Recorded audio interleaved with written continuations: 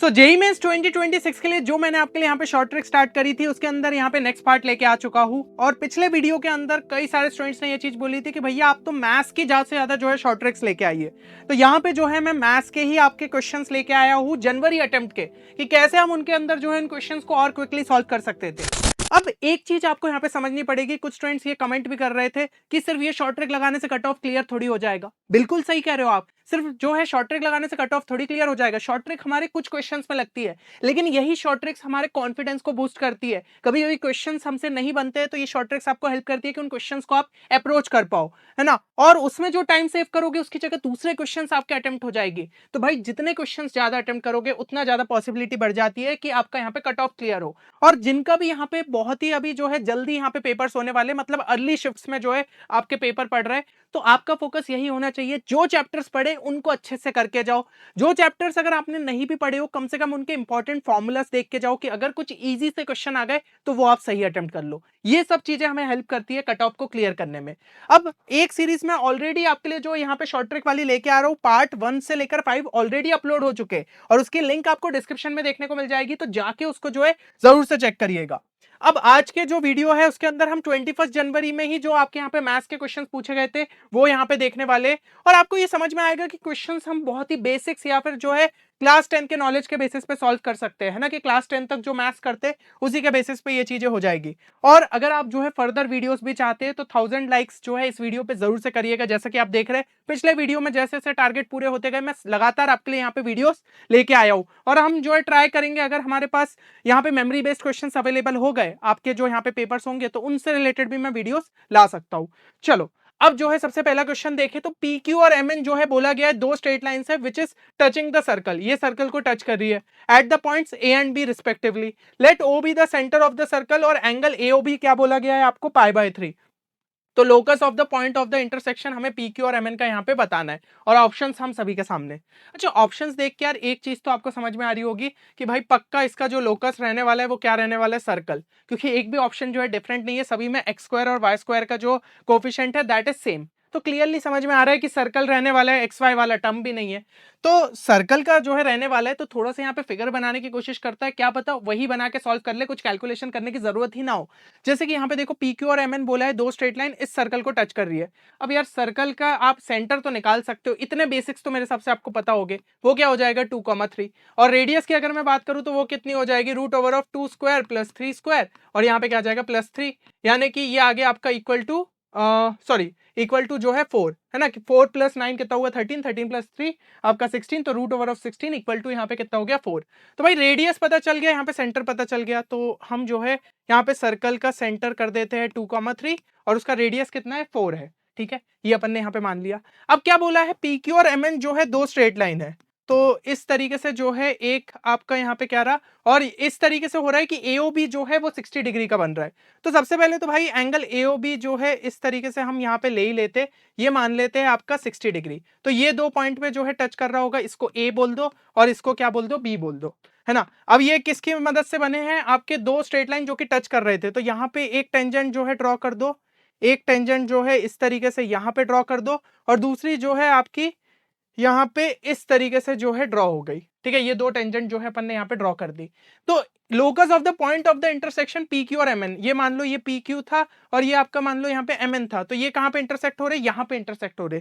तो यही पॉइंट जो आपके यहाँ पे लगातार मिलते जाएंगे उनसे जो यहाँ पे लोकस बन रहा है वो क्या होगा, उसकी इक्वेशन हमें बतानी है। अब वो तो अपन को ऑप्शन देख के पता चल गया कि सर्कल का बनने वाला है, इतना अपने को क्लियर है। अब यार ध्यान से बस एक चीज समझना, ये वाला जो यहाँ पे ये फिगर है ना, इतना ये वाला ये रेड वाला जो मार्क्ड है, बेसिकली हो क्या रहा है कि अब ये 60 डिग्री इधर बना है तो ऐसे में भी 60 डिग्री बनाएगा, तब ऐसे में जो है जाके अपना इंटरसेक्ट होगा तो पॉइंट यहाँ कहीं शिफ्ट हो गया। फिर ये जो 60 डिग्री और इस तरीके से बना है ये और थोड़ा सा यहाँ पे शिफ्ट कर लो तो इधर कहीं बन जाएगा। मतलब ये सर्कल जो है इस तरीके से ऐसा यहाँ पे बनता जाएगा, है ना, इतने ही लगभग जो है डिस्टेंस पे आपके जो है वो पॉइंट अपने को मिलते जाएंगे। तो ये आ गया मेरा सर्कल। अब ये सर्कल का जो सेंटर रहेगा वो डेफिनेटली 2,3 ही रहने वाला है, क्योंकि ये एक तरीके से कंसेंट्रिक सर्कल ही बना है। फिगर देख के अपन को ये चीज समझ में आ रही है, तो बस ऑप्शन में वेरीफाई करना था 2,3 का जो सेंटर है वो किस में अपन को देखने को मिल रहा है। -g, -f से देखूं तो ये हमारा जो है कितना आ रहा है, ये आ रहा है आपका यहाँ पे 9, आपका जो है 6 आ रहा है। है ना। तो ये तो भाई अपना जो है यहाँ पे नहीं सही होगा। इसको अगर जो है मैं माइनस जी माइनस एफ से देखूं तो भाई ये 6 कॉमा जो है अपने को 9 देखने को मिल रहा है, ये भी सही नहीं रहेगा। अब ये वाले को अगर स्टैंडर्ड फॉर्म में लिखना है तो पहले डिवाइड बाय 3 होगा हर जगह, तो यहाँ पे भी डिवाइड बाय 3, यहाँ पे भी डिवाइड बाय 3 और यहाँ पे भी डिवाइड बाय 3। अब यहाँ पे ध्यान से देखो, ये आपका क्या बन गया, 4 बन गया और उसका हाफ यहाँ पे आएगा, तो हमारा जो है यहाँ पे सेंटर क्या हो जाएगा 2, और यहाँ पे अगर देखें तो आपका पहले तो होगा 6 और उसका हाफ 3, तो 2,3 यहाँ पे सेंटर अपन को देखने को मिल रहा है, और इसका क्या मिलेगा 3,2, तो ये भी ऑप्शन नहीं है, मतलब कि ऑप्शन सी अपना जो है राइट आंसर है। इस तरीके से भाई दिमाग लगा के, मुझे नहीं पता थे कोई ज्यादा कॉन्सेप्ट, मैंने तो बस फिगर बना के जो है वो क्वेश्चन को सॉल्व कर दिया, और आप समझ रहे हो ना टाइम भी आपका सेव हुआ। यहाँ पे थोड़ा सा बस फिगर आपको बनाता, मेरे को समझाने में टाइम लग गया यार क्वेश्चन में, नहीं तो मैंने बस ये फिगर बनाया है और कोई स्टेप्स यहाँ पे नहीं लिखी है, बस यहाँ पे जो है कॉमन सेंस लगाते हुए अपन ने इस क्वेश्चन को सॉल्व कर डाला। और पता है इस तरीके की जो शॉर्ट ट्रिक्स रहती है ना, वो दूसरी कॉम्पिटिटिव एग्जाम्स में तो और ज्यादा लग जाती है, जैसे कि बिटसैट हो गया, वीआईटी ट्रिपल ई हो गया, क्योंकि इन जो आपकी एग्जाम्स रहती है इसमें स्पीड मैटर करती है। जेईई मेंस में स्पीड मैटर करती है पर इनमें और ज्यादा स्पीड मैटर करती है, तो ऐसे कई सारे क्वेश्चंस रहते हैं जिसमें आप स्मार्टली सोचते हुए क्वेश्चंस को और जल्दी सॉल्व कर ले। और बिटसैट के लिए जो है हमने यहाँ पे बिटसैट 2026 क्रैश कोर्स लॉन्च किया है, जिसके अंदर मैंने मैथ्स में आपको ऐसी कई सारी शॉर्ट ट्रिक्स बताई है जो कि आपको काफी ज्यादा एग्जाम में हेल्प करने वाली है। तो आप इस कोर्स को जरूर से यहाँ पे चेक कर सकते हो, और अभी ये फिलहाल जो है काफी डिस्काउंटेड प्राइस पे चल रहा है, तो इसमें आप जो है तुरंत यहाँ पे इनरोल कर सकते हैं। सभी जो कूपन कोड्स है, जैसे कि अगर आपको एलआरएन इंग्लिश में प्रॉब्लम है तो उसका भी कोर्स है, मॉक टेस्ट अगर आपको जो है बिटसैट के लिए देना है तो उसके लिए भी सेपरेट कोर्स अवेलेबल है, तो सभी स्पेशल कूपन कोड्स डिस्क्रिप्शन में मिल जाएंगे, जाके उनको चेक करिएगा। सिंपली इस वेबसाइट पे विजिट करके आप कोर्स में इनरोल कर सकते हो, और बाकी कोर्स से रिलेटेड अगर कोई भी क्वेरी है तो गिवन नंबर पे हमारी टीम को आप कॉन्टैक्ट भी कर सकते हैं। चलिए अब जो है नेक्स्ट क्वेश्चन पे चलते हैं। यहाँ पे जो है ए सेट दे के रखा है और यहाँ पे बी सेट दे के रखा है। अब पता है ये क्वेश्चन जो है थोड़ा सा आपको यहाँ पे ग्राफ की हेल्प लेनी पड़ती है ना, या फिर जो है थोड़े से केसेस लेके आप जो है सॉल्व करते हैं मॉड्यूलस के, पर वो दोनों ही थोड़े से लेंदी पड़ जाते। यहाँ पे एक बेस्ट चीज क्या थी, आप ऑप्शंस एलिमिनेशन के थ्रू जाते ना, क्वेश्चन बहुत आसानी से सॉल्व हो जाता। यहाँ पे आपको क्या बोला है, ए और बी दे के रखा है, सबसे पहले ए यूनियन बी दे के रखा है। अब मेरे हिसाब से ये बेसिक्स तो आपको पता है कि यूनियन का मतलब क्या रहता है। ए अगर ये वाला आपका सेट है, ये आपका बी है, तो ए यूनियन बी मतलब कि या तो भाई वो ए में लाई कर रहा हो या बी में लाई कर रहा हो, अगर दोनों में भी लाई कर रहा है उस रीजन को भी अपन इंक्लूड कर लेते, सीधा सा मतलब ये रहता है। तो अब जब यहाँ पे ए यूनियन बी की बात कर रहे हैं तो ये सारी आपकी वैल्यूज दी है, तो या तो ये वैल्यूज जो है ए में लाई कर रही होंगी, या तो बी में लाई कर रही होगी, या फिर दोनों में लाई कर रही होगी, है ना, सीधा सा मतलब ये। तो सबसे पहले अगर मैं वन को जैसे कि चेक करूं कि सही में वो लाई कर रहा है कि नहीं, अपन तो ये जो कॉर्नर्स वाले नंबर है इन्हीं को अपन चेक करके एक बार देखते। तो वन अगर मैं इसमें डालूं तो 1 - 10 कितना हो रहा है 9। अब 9 से अगर देखें तो क्या 6 जो है 9 से यहाँ पे बड़ा है, नहीं है। चलो ए में नहीं लाई कर रहा, लेकिन बी के लिए चेक कर लेते, हो सकता है बी में लाई कर जाए तो भी जो है सॉल्यूशन सेट एक्सेप्टेबल रहेगा। तो यहाँ पे जैसे कि अगर मैंने 1 डाला तो 1 - 2 कितना हो रहा है 1। अब 1 जो है क्या वो ग्रेटर देन 1 होगा, नहीं भाई 1 तो इक्वल टू 1 होता है, तो दोनों में ही नहीं आ रहा। अब ऐसा थोड़ी होता है ए यूनियन बी में, तो ये ऑप्शन अपना जो है यहाँ पे गलत हो गया, क्योंकि इन्होंने जो है यहाँ पे 1 को इंक्लूड किया, जबकि 1 जो है दोनों ही सेट में नहीं आ रहा है। आ रही है चीज समझ में।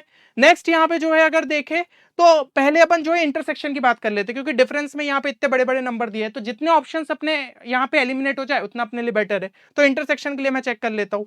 यहाँ पे अगर मैं ध्यान से देखूं -4 -2 और 3 और 4 दिया है, तो एक एक नंबर्स को चेक करते हैं। इंटरसेक्शन बी का क्या मतलब है कि दोनों ही सेट में लाई करना चाहिए, किसी एक में भी लाई नहीं कर रहा है तो फिर वो सॉल्यूशन सेट में नहीं आएगा। तो -4 के लिए चेक करता हूँ, -4 अगर इसमें मैं डालू तो ये कितना हो जाएगा आपका 16 - 10 6, तो 6 = 6, हाँ इक्वालिटी का साइन है, ये तो भाई आपका सेट हो रहा है। और इसमें भी पहले एक बार चेक कर लो, -4 -2 6, 6 ग्रेटर देन 1 है, बिल्कुल ये अपना सेटिस्फाई हो रहा है। -2 को चेक कर लो तो ये कितना आ रहा है 4 - 10 6, ये भी जो है इक्वल है। फिर -2 यहाँ पे चेक किया तो ये कितना आ रहा है 4, 4 ग्रेटर देन 1 है, बिल्कुल है, तो ये भी सही हो रहा है। अब 3 को चेक कर लो, यहाँ पे अपना जो है 3² - 10 कितना आ रहा है 1, 1 से जो है 6 बड़ा है, बिल्कुल बड़ा है। फिर यहाँ पे जो है 3 चेक करो तो यहाँ पे 1 ग्रेटर देन 1 आ रहा है, अगेन वही गड़बड़ हो गई, तो भाई 3 इंक्लूड नहीं होना चाहिए था। तो यहाँ पे जो है आपका डी ऑप्शन भी कैंसिल हो गया, ए भी कैंसिल हो गया। अब इन दोनों में चेक करना है, कोई भी लॉजिकल बंदा रहेगा इतने बड़े जो है आपको सारे नंबर्स चेक करना है उससे पहले इसको चेक कर लेगा, ठीक है ना। तो अब यहाँ पे 2 और 3 की बात हो रही है, पहले 2 को चेक करो। अच्छा ए - बी का क्या मतलब है, ये भी आपको जो है वेन डायग्राम से यहाँ पे क्लियर हो गया होगा कि ए में जो है आपका होना चाहिए लेकिन बी में नहीं होना चाहिए, है ना। तो ये ए में से बी का वो पोर्शन हटा देना है जो कि आपका यहाँ पे मतलब बी में है, ठीक है ना। तो यहाँ पे सिर्फ अपने को ए - बी ये मिलेगा कि ए में से बी वाले में जो पोर्शन है उसको बस हटा देना है। तो ये आपका जो है यहाँ पे रहेगा। तो सीधी सी बात समझ में आ रही है कि सिर्फ ए में होना चाहिए, बी में नहीं होना चाहिए। तो यहाँ पे जैसे 2 के लिए चेक करूँ, 2 स्क्वायर माइनस 10, भाई देखो वो भी 6 है, तो 6 तो इक्वल टू 6 रहेगा। फिर 2 यहाँ पे चेक किया, 2 माइनस 2 0, 0 क्या ग्रेटर देन 1 है? बिल्कुल नहीं है। तो बिल्कुल सही है, 2 अपना जो है सेटिस्फाई कर रहा है, क्योंकि बी में नहीं होना चाहिए तो वो नहीं है ना। आ रही है चीज समझ में, ए में ही है, तो ये तो अपना सेटिस्फाई हो रहा है। अब 3 के लिए चेक करते हैं। अब आप बोलोगे 3 तो इंक्लूडेड नहीं है, कोई बात नहीं, अपन जो है 3 के लिए चेक तो करके देखो हो क्या रहा है। अब 3 यहाँ पे जैसे कि डाला तो 3 स्क्वायर माइनस 10 यहाँ पे क्या हो रहा है 1, ठीक है, और यहाँ पे जो है लेस देन इक्वल टू 6।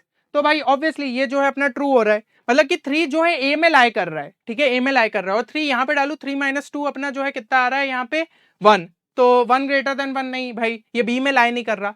तो इससे तो अपन को ये समझ में आ रहा है कि 3 भी जो है आपका इसके अंदर लाई करना चाहिए था, क्योंकि देखो वो ए में है लेकिन बी में नहीं है ना, तो वो तो इस सॉल्यूशन सेट का हिस्सा होना था, लेकिन क्या यहाँ पे है? नहीं लिया गया उसको, यहाँ पे जो है ओपन ब्रैकेट लगा दिया। तो भैया ये ऑप्शन भी एलिमिनेट हो गया, सही आंसर ऑप्शन बी होना था। अगेन ऑप्शन एलिमिनेशन टेक्निक की अपन ने जो है यहाँ पे यूज लिया और उसके थ्रू इस क्वेश्चन को सॉल्व किया। तो ये होती है स्मार्टनेस, कि थोड़ा सा भाई हमने ऑप्शन एलिमिनेशन के थ्रू कोई ज्यादा यहाँ पे सॉल्विंग नहीं करनी पड़ी, नहीं तो आप मॉड्यूलस के थ्रू और जो है केसेस लेके या फिर वैसे करते क्वेश्चन थोड़ा सा लंबा चला जाता, या शायद अगर कोई स्टूडेंट को स्ट्राइक नहीं कर रहा तो ऐसे में ये ऑप्शन एलिमिनेशन मेथड बहुत काम आ जाते। और कहाँ काम आते? डोमेन और रेंज के जो प्रॉब्लम्स रहते उसमें भी काफी ज्यादा काम आ जाते। तो आपको ये स्मार्ट तरीके जो है आना चाहिए, ठीक है। अगला क्वेश्चन देखते हैं। Let a point A lie between the parallel lines L1 and L2 such that its distances from L1 and L2 are 6 and 3 units respectively. अब पता है ये क्वेश्चन अगर हम देखें तो पहले 2025 के अंदर भी जो है पूछा जा चुका है, और यहाँ पे जो अगर आप ऑनलाइन भी सर्च करोगे ना, कई जगह लिखा रहता है स्ट्रेट लाइन के रोटेशन का कॉन्सेप्ट लगाना है, नहीं लगाना है भैया, यहाँ पे सिर्फ क्लास 10 की ट्रिग्नोमेट्री लगनी थी, क्लास 10 की ट्रिग्नोमेट्री लगनी थी, हर कोई स्टूडेंट यहाँ पे सॉल्व कर लेता। एक पॉइंट ए लाई कर रहा है दो पैरेलल लाइंस के बीच, ठीक है, दो पैरेलल लाइंस मैंने यहाँ पे L1 लिया और यहाँ पे L2 लिया, एक पॉइंट ए लाई कर रहा है, तो यहाँ पे ये ए जो है इधर कहीं मान लो, ठीक है, L1 से जो है उसका यहाँ पे कितना है 6 यूनिट है, और सेकंड वाले दूसरे से कितना है 3 यूनिट पे। तो area of equilateral triangle ABC जो है आपको निकालना है, ठीक है, एबीसी यानी कि ये इक्विलेटरल ट्राइंगल जो है अपना कुछ इस तरीके से यहाँ पे बन गया, है ना, ये अपन ने जो है मान लिया, मतलब कि ये 60 डिग्री रहेगा, ये भी 60 डिग्री रहेगा, और यहाँ पे भी जो है अपना 60 डिग्री रहेगा। तो where the points B and C lie जो है आपका L1 और L2 पे लाई कर रहे हैं। तो हमें यहाँ पे क्या बताना है? यहाँ पे बताना है area of the equilateral triangle. अब थोड़ा सा एक छोटा सा कंस्ट्रक्शन यहाँ पे ये कर लेते, इधर पे जो है एक लाइन परपेंडिकुलर इस तरीके से अपन ड्रॉ कर लेते, तो इसका जो है लेंथ कितनी रहेगी? ऑब्वियसली 3 + 6 यहाँ पे 9 हो जाएगी। अच्छा, इक्विलेटरल ट्राइंगल की ये वाली जो साइड है इसको मैं ए मान लेता हूँ, मतलब सारी ही साइड यहाँ पे क्या रहने वाली है? ए रहने वाली है। अब यहाँ पे जो है ये तो 90 डिग्री है, इसको जो है अगर अपन यहाँ पे थीटा कह दे, इसको जो है अगर अपन यहाँ पे थीटा कह दे, तो ये वाला एंगल यहाँ पे कितना हो जाएगा? क्लियरली दिख रहा है, ये सब लीनियर पेयर बनाएंगे, है ना, ये भी यार प्राइमरी क्लासेस का कॉन्सेप्ट है। तो ये कितना हो जाएगा? 120 माइनस थीटा। अब ये 120 माइनस थीटा है, ये 90 है, तो ये वाला जो है एंगल अपना यहाँ पे कितना हो जाएगा? हाँ, या फिर जो है आप ऐसा भी सोच सकते हो कि 90 plus this should be equal to 60 plus theta. तो जैसे भी सोचना है वैसे सोचो। तो यहाँ पे आ जाएगा आपका थीटा माइनस ऑफ 30, ठीक है, यहाँ पे थीटा माइनस 30, तो ये जो है टोटल यहाँ पे भी 90 डिग्री बनना चाहिए, क्योंकि ये 90 डिग्री है तो यहाँ पे भी 90 डिग्री आपका रहेगा ही। तो 60 माइनस 30 यहाँ पे कितना हुआ? 30, 30 प्लस थीटा, तो उसको 90 में से अगर जो है मैं यहाँ पे सब्ट्रैक्ट कर दूं तो this should be 60 minus of theta. आ रही है चीज समझ में, है ना? तो ये आपका थीटा है, ये ध्यान से देखो, ये थीटा है, तो ये आपका जो है साइन थीटा में यहाँ पे क्या लिख सकता हूँ? Sine theta can be written as 6 divided by A, ठीक है, ये एक इक्वेशन लिखी। और ऐसे ये वाले ट्राइंगल में अगर मैं देखूं तो मैं साइन ऑफ 60 माइनस थीटा क्या लिख सकता हूं? That can be written as 3 divided by A, है ना, परपेंडिकुलर अपॉन हाइपोटेनस, ये वाले ट्राइंगल में अपन जो है ले रहा है। हो गया। तो अब साइन ए माइनस बी लगाना है, ठीक है, यहाँ पे बस सिंपल सी ये चीज लगा दो, तो ये क्या हो जाएगा? Sine 60 cos theta minus of cos 60 sine theta, तो ये किसके इक्वल हो गया? आपका 3/a के। अब साइन थीटा हमारा जो है कितना है यहाँ पे? 6/a, तो वो जो है उठा के यहाँ पे पुट कर दो, ठीक है, वो जो है उठा के यहाँ पे पुट कर दो, तो 6/a इज इक्वल टू यहाँ पे क्या था आपका? 3/a आया था। अब साइन 60 हमारा यहाँ पे जो है कितना हो जाएगा? ये हो जाएगा √3/2, तो √3/2, और यहाँ पे कॉस थीटा माइनस ऑफ 1/2 यहाँ पे करेंगे तो 3/a होगा, और वो वहां पे जो है जाएगा, तो इक्वल टू यहाँ पे क्या बन जाएगा? 6/a। आ रही है चीज समझ में? तो कॉस थीटा की जो वैल्यू है वो हमारी यहाँ पे कितनी आ गई? 12 डिवाइडेड बाय √3, और रैशनलाइज करूँ तो 4√3 डिवाइडेड बाय a आ रहा है ना। अब यहाँ पे साइन थीटा है, यहाँ पे कॉस थीटा है, तो sine square theta plus cos square theta क्या होता है, इक्वल टू 1, यानी कि 36/a² प्लस यहाँ पे जो है अपना कितना हो जाएगा 4√3 का whole square, 48/a² should be equal to 1। मतलब कि a² की वैल्यू आ रही है कितनी, 84। अब भाई ए की वैल्यू निकालने की जरूरत नहीं है, क्योंकि यहाँ पे इक्विलेटरल ट्रायंगल का एरिया बोला है which is equal to √3/4a², जो कि अपना 84। यहाँ पे पुट कर दो, कितना आया 21√3। भाई ये ऐसे सिंपल क्वेश्चन तो कभी भी एग्जाम में छूटने नहीं चाहिए। कितना अपना मतलब सिर्फ क्लास 10 के कॉन्सेप्ट यूज हुए, इक्विलेटरल ट्रायंगल का एरिया कब समझते हो, अपन क्लास 10 में ही देख लेते। चलो ये क्वेश्चन, अब इसमें मैट्रिसेस या डिटर्मिनेंट्स के बिना स्टूडेंट्स बोलते हैं कि सॉल्व ही नहीं हो सकता, पर भैया क्लास 10 का कॉन्सेप्ट यहाँ भी लग जाता। कैसे, हमने 2 इक्वेशन 2 वेरिएबल तो क्लास 10 में पढ़ी है, अब भला ही यहाँ पे 3 इक्वेशन 3 वेरिएबल दिया है तो भी कोई प्रॉब्लम नहीं, हम उसको जो है 2 इक्वेशन 2 वेरिएबल में बना सकते। कैसे बना सकते, यहाँ पे देखो एक किसी वेरिएबल से छुटकारा पाना है, यहाँ पे अगर मैं इन दोनों इक्वेशन को ऐड कर दूं तो -z + z कैंसिल हो जाएगा, तो ये कितना हो गया 3x + alpha + 2 × y is equal to 4 - 3 कितना हो गया 1। मैंने सेकंड और थर्ड को जो है यहाँ पे ऐड कर दिया इक्वेशन को। अब यहाँ पे और क्या कर सकता हूँ, तो यहाँ पे एक चीज ये कर सकते हैं कि इस वाली इक्वेशन को जो है मैं यहाँ पे चाहूँ तो इंटू 4 कर देता हूँ, ठीक है, इंटू 4 कर देता हूँ, तो ये क्या बन जाएगा आपका 4x + 8y + 4z is equal to 16। अब इसमें से इसको सब्ट्रैक्ट कर दो तो 4z कैंसिल हो जाएगा, 4x - 3x कितना हो गया x, 8y - y कितना हो गया 7y, और यहाँ पे 16 - 3 कितना हो गया इक्वल टू 30। लो भाई 2 इक्वेशन 2 वेरिएबल हो गया, और बोला क्या है नो सॉल्यूशन, तो इसके लिए अपन ने केस पढ़ा है कि a1/a2 will be equal to b1/b2 is not equal to c1/c2। नहीं याद है तो भाई क्लास 10 की नोटबुक उठा के देख लेना। तो अब यहाँ पे क्या हो जाएगा 3/1 इज इक्वल टू b1/b2 यानी कि alpha + 2/7 not equal to c1/c2 यानी कि 1/13। तो यहाँ पे क्लियरली दिख रहा है कि अल्फा इक्वल टू जो है 19 रहेगा, है ना, कम से कम a1/a2 इक्वल टू b1/b2 तो होना ही चाहिए, उसके बाद ये नॉट इक्वल टू वाला कंसिडर होगा, तो यहाँ पे 19 जो है अपना सही आंसर रहेगा। आ गई चीज समझ में। चलो अगला यहाँ पे क्वेश्चन देखें, let alpha and beta be the roots of the given equation such that alpha और बीटा के बीच में जो है 1 यहाँ पे लाई कर रहा है, तो then all set of all the possible values of A is. अब कई स्टूडेंट्स यहाँ पे जो है बहुत सारी चीजें सोचने की कोशिश करेंगे कैसे ये क्वेश्चन होगा, क्या चीजें, एक बस छोटी सी चीज आपको यहाँ पे समझने की जरूरत है। आप थोड़ा सा जो है अगर ग्राफिकली इस चीज को सोचो, क्वाड्रेटिक इक्वेशन का ग्राफ कैसा होता है, पैराबोला, ये मेरे हिसाब से हम क्लास 10th में ही देख लेते, वही चीज आपको यहाँ पे समझने की जरूरत है। तो कुछ भी करके इस तरीके से ग्राफ बनेगा, और क्योंकि यहाँ पे कोफिशिएंट क्या है, पॉजिटिव है ना, x² का कोफिशिएंट पॉजिटिव है तो अपवर्ड फेसिंग पैराबोला बनेगा। और उन्होंने क्या बोला है कि यहाँ पे मान लो 1 यहाँ पे है तो अल्फा और बीटा जो है उसके अगल बगल में रहेंगे, है ना, अल्फा और बीटा के बीच में यहाँ पे 1 लाई कर रहा है। तो इससे जो है मैं क्या क्लियरली बोल सकता हूं कि ये जो 1 वाली यहाँ पे वैल्यू रहेगी, f1 वाली जो यहाँ पे वैल्यू रहेगी वो पक्का क्या होने वाली है, आपकी नेगेटिव होने वाली है ना। आप कैसे भी यहाँ पे केस बनाओ ये वाली जो वैल्यू है वो आपकी <0 रहेगी, तो f1 उठा के इसके अंदर डाल दो, तो 1 + 2a प्लस यहाँ पे जो है 3a + 10, है ना, दिस शुड बी आपका जो है <0, यानी कि ये कितना हो जाएगा 5a + 11 शुड बी <0, यानी कि a -11/5। तो भाई सही आंसर यहाँ पे क्या रहेगा, ऑप्शन बी। बस यही इसके अंदर करना था और कुछ भी नहीं करना था। कितना सिंपल सा है भाई, ये ग्राफ क्या हम नहीं समझते हैं क्वाड्रेटिक इक्वेशन का, देखते हैं हम कहाँ पे, क्लास 10th में भी देखते हैं। तो मैंने यहाँ पे जितने भी चीजें बताई ज्यादातर हम समझ रहे हैं क्लास 10 के कॉन्सेप्ट से हो जाता है।